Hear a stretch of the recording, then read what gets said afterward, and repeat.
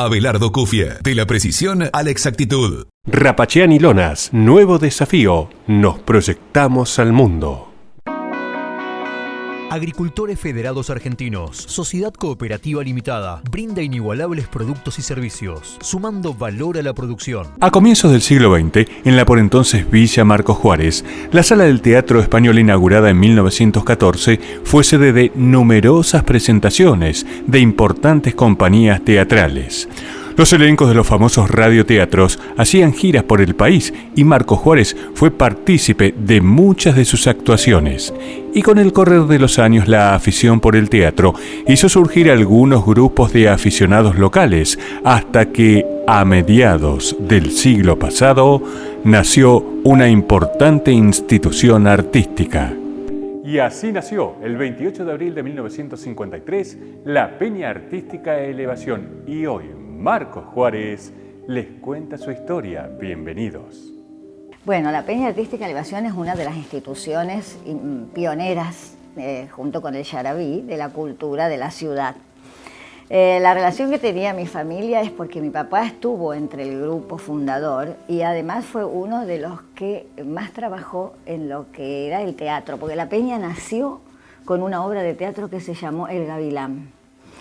Y a partir de ahí, un grupo de aficionados empezó a dirigir obras de teatro. Entre ellos estaban Rosario Roberti, Carlos Bigliocco, en un primer momento el doctor Montenegro, el maestro González, y formaban grupos de aficionados que estudiaban, ensayaban durante un tiempo determinado y después daban una función de teatro, a lo sumo 2.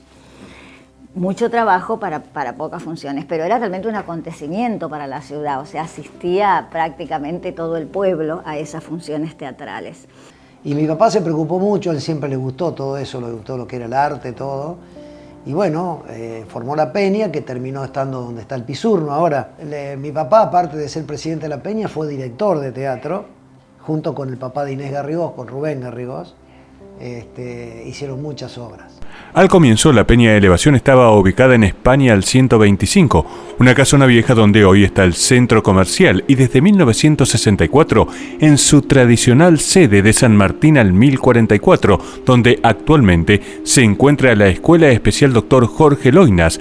Precisamente, la Peña Artística Elevación donó este inmueble al establecimiento educativo. En el año 1963, los artistas locales pusieron en escena una conocida obra, Los chicos crecen. Yo desde muy chica escuchaba los comentarios, acompañaba a mi papá a los ensayos, veía las funciones, hasta que en el año 1963, cuando se decide estrenar la obra Los chicos crecen, de D'Artés y Damel, había en el elenco 3 niños, y entonces junto con Gustavo Martini y Rolly Rey integramos el elenco, con mucho cuidado por parte de los adultos. Era una aventura ir a los ensayos. Mi papá me llevaba con la condición de que llevara las cosas para hacer los deberes, y mientras ellos ensayaban, él no quería que participara tanto de las conversaciones de los adultos. Pasábamos noches enteras trabajando en eso. Don Fernando Álvarez hacía todo lo que era decorado, siempre donó todo, nunca cobró nada por eso. Así que íbamos a un lugar que él tenía al frente de la plaza, y ahí así se hacían los decorados, trabajábamos todo. Bueno, yo hice una consola, en ese momento no había nada electrónico, estamos hablando de bastantes años atrás, así que me mandé una consola de luces con reóstato que me inventé y qué sé yo, y bueno, y nos manejábamos así como podíamos, ¿no? En esa obra dirigían Rubén Garrigós y Coco Martini. Fue una maravilla para nosotros la experiencia del teatro con el grupo de adultos.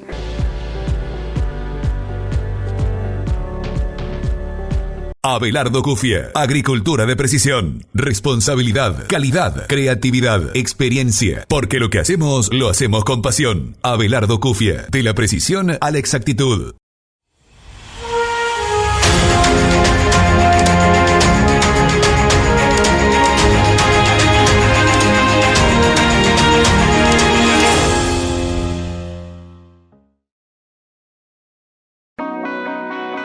Agricultores Federados Argentinos, Sociedad Cooperativa Limitada, brinda inigualables productos y servicios, sumando valor a la producción. Descubrí los beneficios de la cooperativa en Marcos Juárez, Tortugas y General Roca. Ingresá a www.afascl.coop o buscanos en redes sociales. En AFA, desde hace 88 años, juntos hacemos camino. Si bien la formación actoral era la tarea primordial de la Peña Elevación, dentro de ella también existían otras expresiones artísticas que encontraron eco en quienes participaban y en la respuesta del público, como por ejemplo el coro polifónico que nació en 1957 y que hizo numerosas y aplaudidas presentaciones en la ciudad y la región.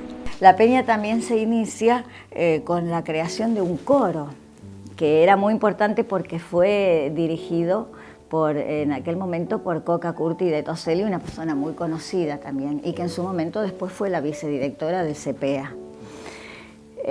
Y cuando la profesora de declamación vino a Marcos Juárez, que inició sus clases en el Yarabí, después de un tiempo se desvinculó del Yarabí y pasó a dar las clases a la Peña Artística Elevación, que en ese momento la Peña funcionaba en un edificio que estaba al lado del Teatro Español. En una casa antigua, creo que ahora está el centro comercial, ahí funcionaba la Peña. Era una casa antigua que tenía varias habitaciones y estaba una de ellas acondicionada también para las clases de danzas, porque venían de Rosario profesoras de danzas clásicas y españolas. Y en 1973, la presentación de una obra teatral generó la presencia en la sala de una persona que luego a la institución le aportaría y mucho. Bueno, continuando con el teatro, yo a partir del año 73 ya me integro más al grupo. Estrenamos La Tercera Palabra, una obra maravillosa de Alejandro Casona. Y en una de las funciones estuvo presente Miguel Ángel Daga. Miguel Ángel Daga, el hijo de don Miguel Daga, el pintor, en ese momento estaba viviendo en Rosario, integrando el grupo Arteón de Rosario, que es un grupo que todavía continúa.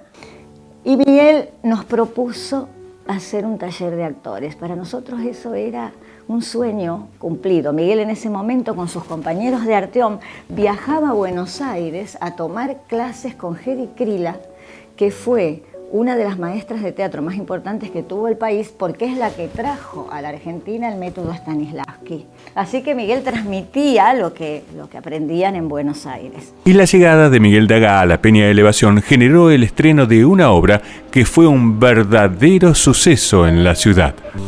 Entonces con él estrenamos en 1975 Estéfano, un grotesco de Armando Discépolo, que fue realmente un suceso acá en Marcos Juárez.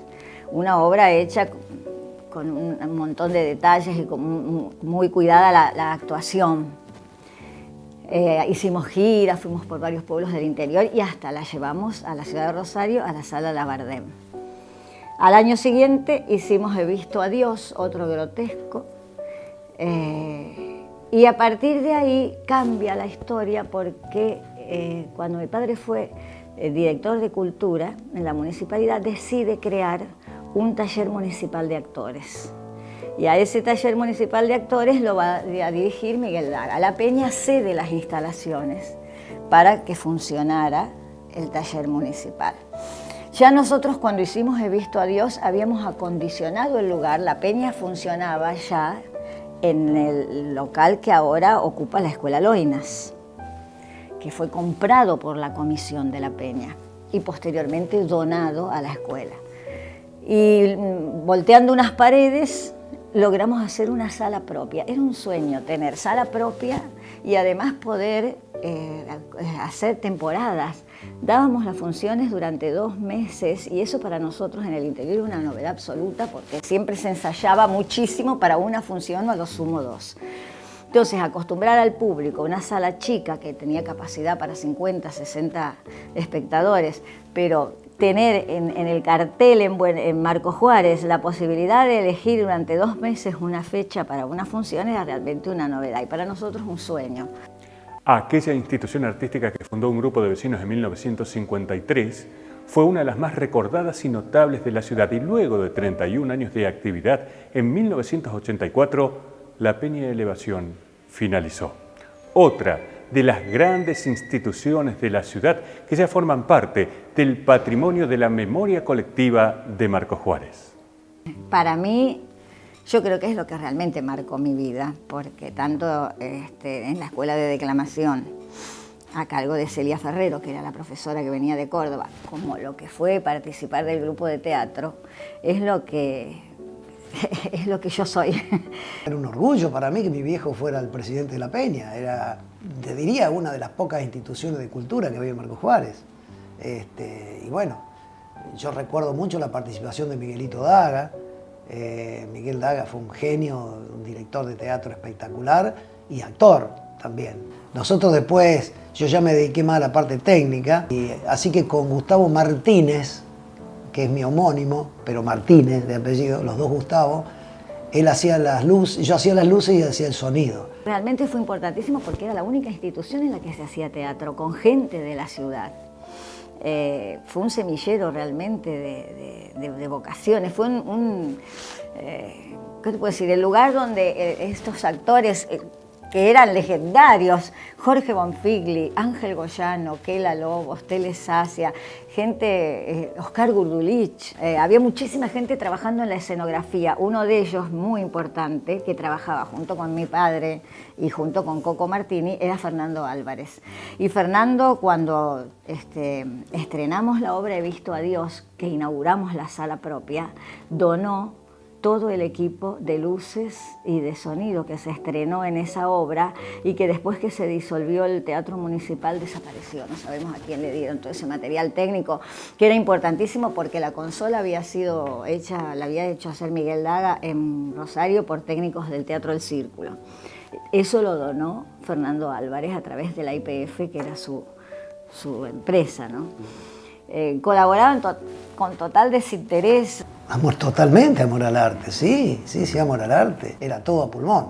Todo poníamos, por ejemplo, te digo, don Fernando Álvarez ponía el decorado y lo hacía todo él a pulmón. Los actores no cobraban nada. Si viajábamos a Rosario nos pagábamos el pasaje, nos pagábamos una nasta, conseguíamos una chata, llevábamos todo. O sea, siempre fue todo a don Oren y con mucho orgullo y muchas ganas, ¿no?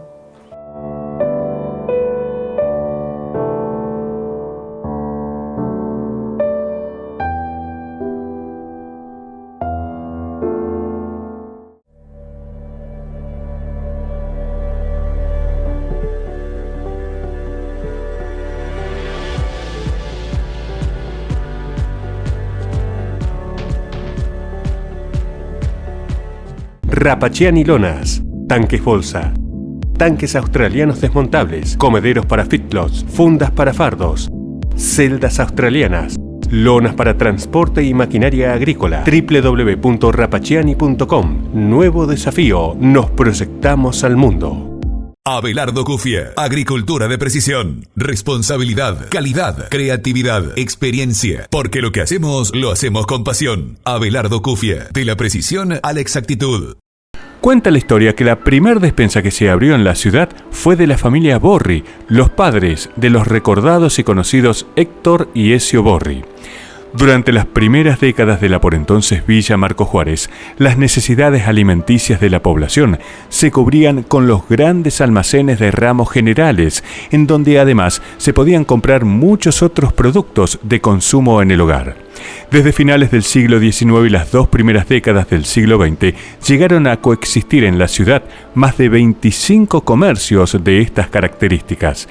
Pero con el correr de los años, la ciudad continuó creciendo y expandiéndose en el territorio, lo que posibilitó la apertura de los comercios de cercanía, y allí en numerosas esquinas de distintos barrios comenzaron a aparecer las despensas. Aunque varios de estos comercios, inclusive muchos de los grandes almacenes de ramos generales que existieron en la ciudad, inicialmente abrieron sus puertas como un lugar de descanso para los trabajadores que antes de regresar a sus hogares paraban a tomar algo y luego de un tiempo se dedicaron solo a la venta de alimentos y de productos de almacén. En homenaje a todas las despensas de la ciudad, hoy conoceremos la historia de una de ellas que estuvo ubicada en San Martín y Champagnat. Perteneció a la familia Peseta. Esa despensa era de mis nonos Peseta, que vinieron de Italia junto con la hija mayor, prácticamente recién nacida. Después acá nació mi papá y una hermana. Eso empezó como un boliche, donde se servía la copa de vino. Después se transformó en almacén, pero servía la copa de vino, estaban las argollas donde se ataban los caballos, los sulky, donde el fierro donde se limpiaban las botas del barro, todo piso de madera, había abajo un sótano donde con un aparejo que estaba en el techo, lo tengo gracias a Dios guardado, bajaban las bordalesas de vino. Al comercio de la familia Peseta, que luego se convirtió en una despensa, concurrían muchos trabajadores del ferrocarril. Y aquí aparece un reloj que tiene una historia particular. Iba mucha gente. Me decía mi papá que sabía ir mucha gente del ferrocarril en aquel tiempo. Tal es así que yo siempre le pregunté por la historia de un reloj de bolsillo, un reloj marca Roscoe, que está en la foto de aquel tiempo, en el lugar que estuvo siempre, que yo lo recuerdo, que ese reloj lo tengo en mi poder, que funciona perfectamente, que se lo daban a los empleados jerarquizados del ferrocarril y que en una oportunidad se lo dejaron en parte de pago, o como se llama. Ese reloj quedó ahí, siempre estuvo colgado a donde mi tía atendía atrás, miraba la hora con eso. Son cositas que uno le va quedando, ¿no? Como la caramelera que metíamos, la cucharita, bueno, todas esas cosas de antes. Todo ese barrio es bastante antiguo.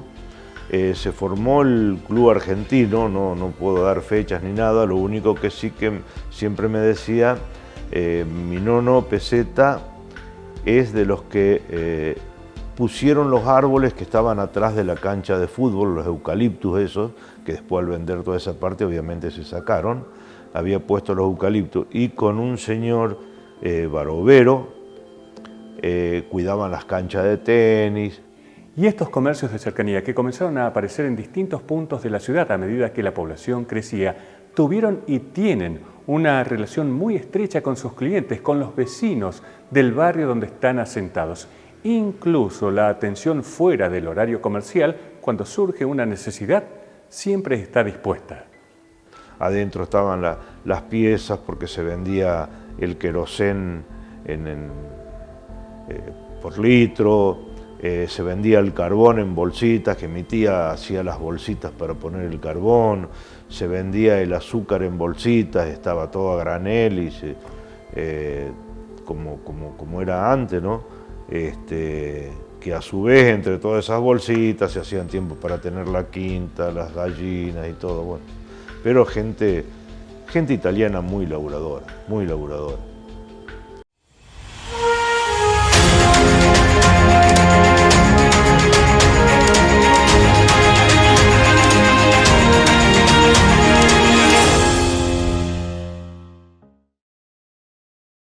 Frente al parquecito, sobre la ruta provincial número 12, el 26 de febrero de 1975, una gran iniciativa del INTA Marcos Juárez generó un trabajo articulado entre el sector público y privado, y fue entonces cuando un grupo de productores agropecuarios de la región creó una institución que se dedicó a la producción, distribución y comercialización de semillas selectas, con el objetivo de obtener semillas de la más alta calidad y pureza y así hacer más eficiente y productivo al sector agrícola del país.